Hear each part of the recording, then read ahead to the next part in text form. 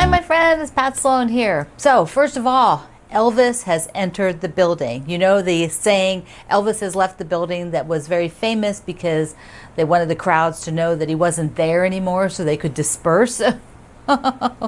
Well, I was part of a challenge that became a book with Donna DeSoto about Elvis. So we all did a quilt that was a tribute to one of his songs, and it went into a book. And Donna has had all of our quilts for several years because they have been on exhibit. So they would go on exhibit, they would come back to Donna. And of course, the pandemic happened, which a lot of exhibits were canceled, and then some were reinstated. And so now Elvis is home. This is how she packaged it up for me. She had a whole bunch of these. So I'm going to open it. I'm going to show you Elvis. I have not seen Elvis in a little while. I had some Elvis fabric here. That's the backing, I think. I think it's the back. Okay, let me open this up. All right, I got it untied, got the ribbons off of it. Sometimes that's just a little harder, that you don't want to do it while you're filming, right? Okay, so there's the plastic, and it is wrapped on a board. So my quilt was inspired and used the song called, let me get it right, Patch It Up. Elvis did an amazing number of songs, and so we had lots to choose from. So here is Elvis. There we go. There is my Elvis wall hanging. Oh, so fun to see it again. So I quilted it. There you can see I've got a lot of the Elvis fabric, and I used my 2.5-inch squares behind, and there's Elvis fabric in those as well. See, there we go. On the back, I did one of the collage type prints. I've got guitars on these Dresdens, on those Dresdens. I had such fun doing the Dresdens. The part of my name, there's several quilts on the cover of the book, and part of my quilt is peeking out. Let me show you the cover here. My book is stuffed behind some staging things of Greg's, and things I can't move right now. And so I couldn't get to my book. But this is what the cover of it looks like. And inside are all the artists' quilts and information about them. I believe there are several that they gave some patterns for them. I can't be sure about that. I can't remember. So I couldn't get to it to look at it. But there we go. So I encourage you, if you ever are involved in something where you can do a challenge, where you're given a topic, a size, something you have to use, maybe a shape or a particular fabric, do it, because it is very, very fun, very, very satisfying. I have done these types of challenges over the years, but this one it had been a while since I had done one, and so I thought it was super fun. I really had a great time. Donna also, look what she painted for me. Look at this. She's a painter. Look at this. Isn't that precious? Oh my goodness. So Donna is an author who has done several of books like this. She's done the National Park Systems, which I sent one of those books to my park ranger niece. She's done, I think the last one was special places in Washington, D.C., because that's what we live near. She also did the Beatles, songs inspired by the Beatles. I think a couple other ones, some endangered species, and maybe another one. So quite a few. There's always stories and extra parts. These books are super fabulous, so I hope you will check them out. All right, today I am back on Harrisonburg. So I want to talk you through what I'm doing. Here's mine. It is with my sleepover fabric. So I'm so excited about it. I love the way that it looks. And the border. Okay, so the border is done with a bunch of these units, and we're doing it just like the original quilt that's in the Virginia Quilt Museum. This is a fundraiser project if you're new to my channel, and you can buy the pattern which supports the museum, and then we are sewing these, and I'm going to tell you again about the opportunities that are coming up still for this quilt along. So here is half of the top border, so the half of the width. So if I put the top one on first, this will be half of the width of it. And these are the units.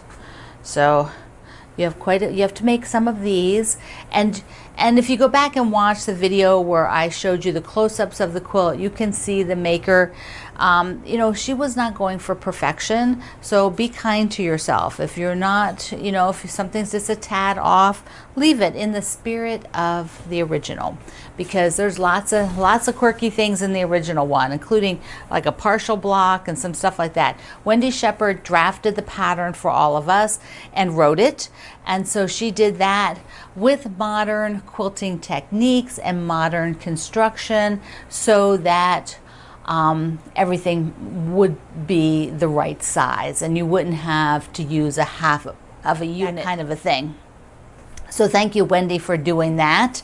Okay, this piece. Now what I will be doing, let me show you. We're gonna go, let me get the other camera, and I'll just show you how I'm setting up for this. So here on the side table, what I've done is taken these squares by color. So the pattern in color, you know, is just solids. These are just solid colors. But then you can see that the picture, the mock-up of Sleepover, you could determine the fabrics if you wanted to follow what Wendy did. But I am just going to go like this. Pretty much put them in groupings, and then I will just sew them and then repeat, and might occasionally mix something up so it's not too, I don't want it to look structured or look like a repeat, and so I will maybe shift here or there so that things are, and like things are not in the same order. Plus there's less of this one, so that lets me have a little bit more variety in putting them around. So like I might even take these and do something like this, put like a group of them in there, yeah, so that I've got it kind of mixed around. And the original quilt was done by Ellen Rebecca Spitzer, and it lives in the Virginia Quilt Museum. Here, we'll just take a straight on. The glorious Harrisonburg. Wendy named the pattern Harrisonburg, which is the city in Virginia where the Virginia Quilt Museum is. Okay, so that is my plan, and I will be working on this because it can be a side project. I don't need to have the quilt up on the wall to do this, so I will have these by my sewing machine, and I will just be sewing until they're all done. And then hopefully next week we will be adding borders, at least 2 borders on, if not more. So having a plan, I think, is really important, because when you're doing something where you have this kind of a repeat thing, you can be sewing these while you're sewing other things. So I will make these as leaders and enders. I will do them 2 at a time. Just be mindful that you don't do too many, you know, more than you need, because then you have to rip them out. And, you know, sort of keeping them, if you're trying to do them scrappy, or if you're actually trying to do some sort of order, maybe you have like an every other color on yours, just keep track of that so that you don't have to unsew later. You know, sort of have a plan as you're going into sewing while you're sewing other things. So that is mine, and I will just pin this up there for right now. And before we go look at Summer Memories, which is another quilt along that we are doing, hosted by the Fat Quarter Shop and Susan Ackey. First, I have to tell you that I found the pattern. Nancy sent me this critter, Nessie. This is Nessie. Isn't she the cutest thing ever? The Loch Ness Monster for the critter quilt, or quilts, however it's going to end up. But she sent me this one, and it's an Elizabeth Hartman pattern, but I couldn't find it for the video yesterday. But Nancy, when she showed me the pattern cover, then it helped me be able to find it. Turns out this is actually a free pattern from the fabric manufacturer that Elizabeth Hartman works with. And so I have a link in the description box below to the free pattern. I intend to do a critter page at my project, at my Sew Along website. I love to to make quilts, I will be doing a critter page, listing all the critters and links to where you can get them. But I have some other ones ahead of other project pages that I'm behind getting out there. So I'm working on it. But it's on my list, on my short list. So that is super cool that you can get Nessie. There's actually the blue in the pattern. The blue part is a lot deeper. Well, here, I'll just show you the cover. So here you can see how the original pattern was done. It was the monster on the top of the water. So that is what you're looking at. And you can download that. It is free at from the fabric manufacturer's website. Okay, so we're going to go on the other side of the table and talk about summer memories and some other stuff. Summer Memories is a book by my friend Susan Aki. This book is so incredible. It's published by the Fat Quarter Shop. All of Susan's quilts in here are so delightful and such great colors. We are doing this one, the basket quilt, and I'm not sure how many I'm going to do, but I did enough. I've pulled enough fabric for going 3 across and 4 down. So a little bit smaller than hers. Hers is 4x4. So a little bit smaller, but that's how much fabric I pulled. So let's just take a look for a second because I have the first one done. Look. Okay, this fabric here is from my bird song. And then I have gone through and gotten all of these backgrounds and just different lights. So let me show you my bin. And I did buy like some fabric bundle originally, and that is kind of what I started with. But I have this is what I just used. So these pieces are just used. So I won't use those again. So I'm not repeating any of them. So those can all go and be put away. And then what I'll be doing is getting a pink, a red, a background, and a blue from all of these others. Here's the lighter bird song, and like there's 2 that are right together, so I could do, and I think I have to repeat some red, so I have to put the red back. I don't have to, I could probably go through my fabric, but I'll probably put the red back in because I think I had enough pink, but I was going to have to repeat red unless I pulled more, which was fine. So there's the blue, the red, and I could do, here's a pink. This is one I've had for a while. I think that's so cool. So they would be like the second basket. So what I'm going to do now, because I find that this works so well for me, is to go ahead and cut all of these for the one. This is what I call one block. Pretty much the pattern is calling it one block. There are multiples of, I think there's 4 or 5 different baskets in the quilt. Now, I originally thought there were 2, but there's actually more. I didn't look at it very carefully. Did I look at it at all? I don't know. So, truth. So I could do the same basket in these, however many I'm going to need. I need to check that and keep track of that a little bit.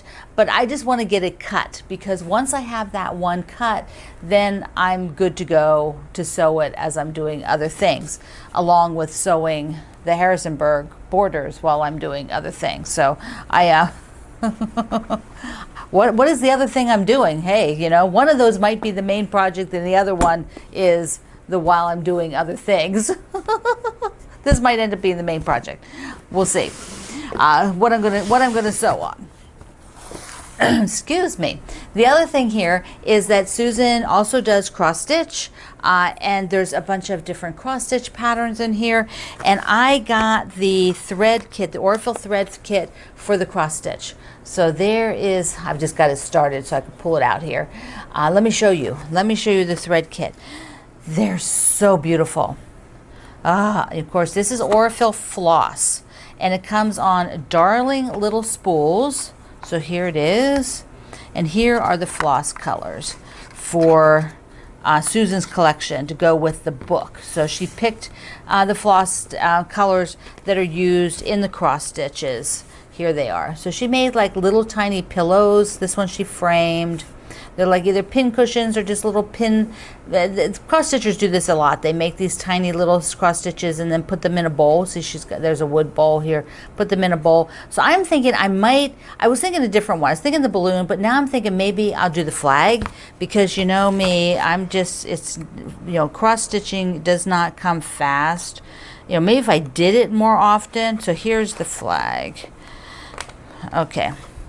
So there is the flag, and I think that's what I'm going to do. I'm going to do the flag and get that started, because while we're on cross stitch, I have gotten almost to the bottom half of this one. I'm doing the last piece, then I just have one more side for this cross stitch. So I am stoked. I am slow as cold molasses. I'm on this one right here, and then I just have that side to do, and I should try to make some priority. But I do want to do that little flag in the book. I want to do the flag in the book, so I have to switch it around a little bit, because I just can't. You can't do everything. You can try.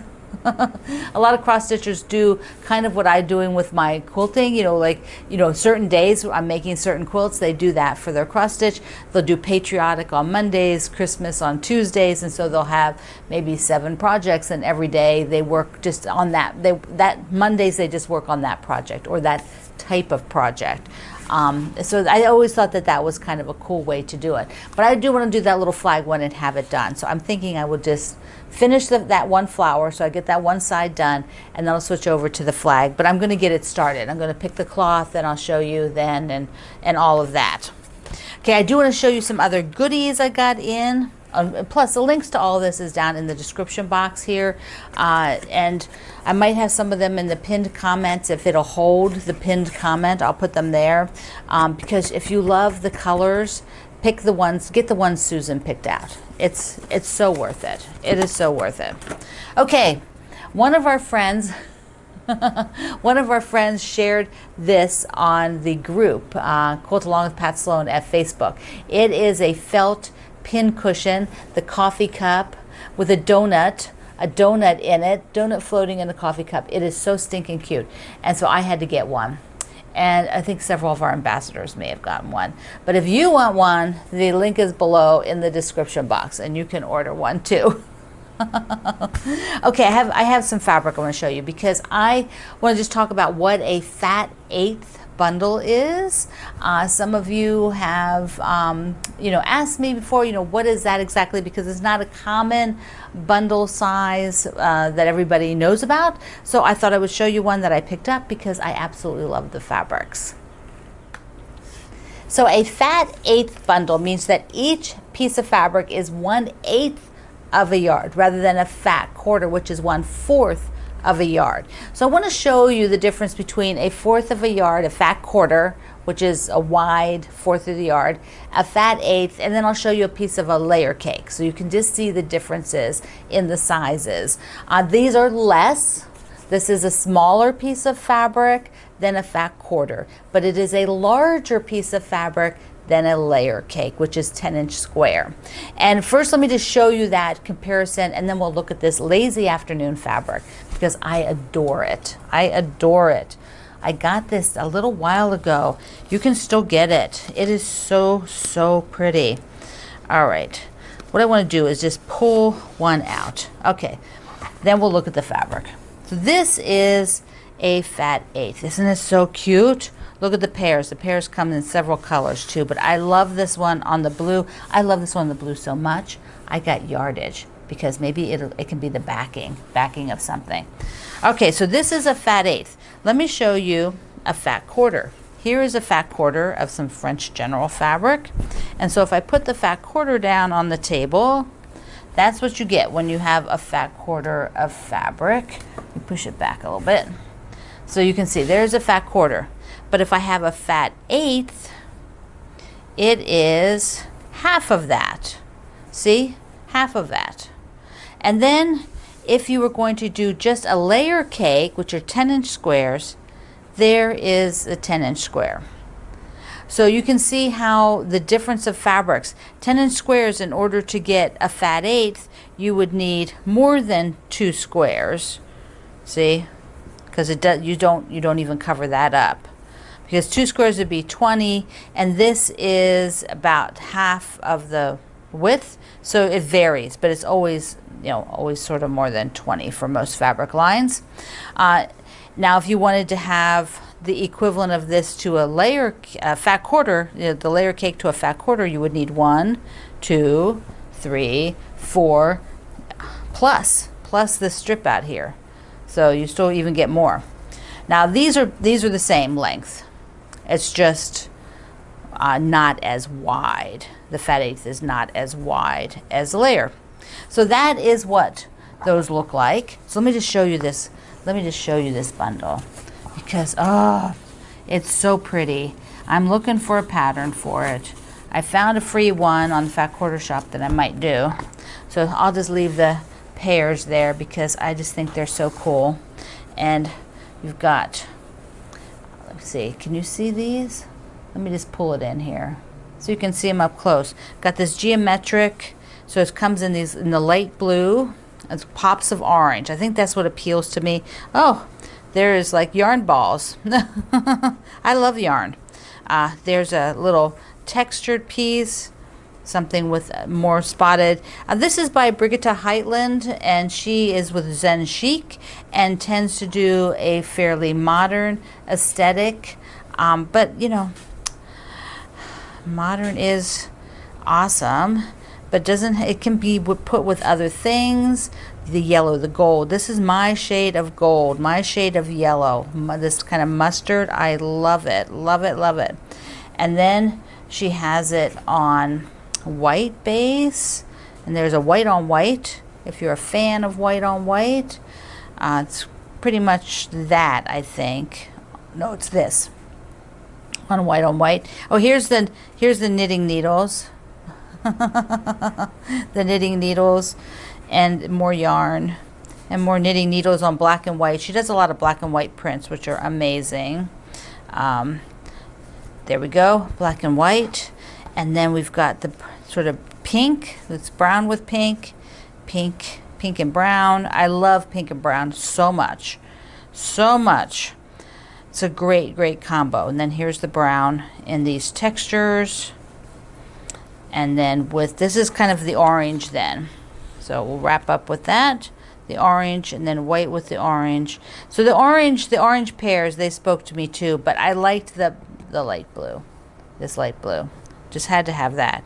The knitting needles, and then some more textures. So there you go. And I believe this bundle is 32 pieces. And so I found this fat eighth called Fruitcake at the Fat Quarter Shop, and I'll link you in the description box below to all the fat eighth patterns, so you can take a look at them. And I think I might like to do this one with some sashing, a little sashing between those blocks, so you can see the block here, what it looks like. See that? It's kind of neat. So I love this fabric. I think I need a pillow though. I think I need a pillow out of this. Maybe I have to buy some more. There's way more here to have a pillow. Maybe I can do a pillow and then use most of it for backing. I'll have to see. I have to see how many blocks it would take. All right, my friend. Thank you for being here in the Sloan Zone. I hope you're working on your Harrisonburg quilt and on your summer memories baskets. If you are joining me on this one, share your baskets today. Let me see your progress, or at least your fabric. So I love you. Mwah. Thank you for being here in the Sloan Zone. I will see you online.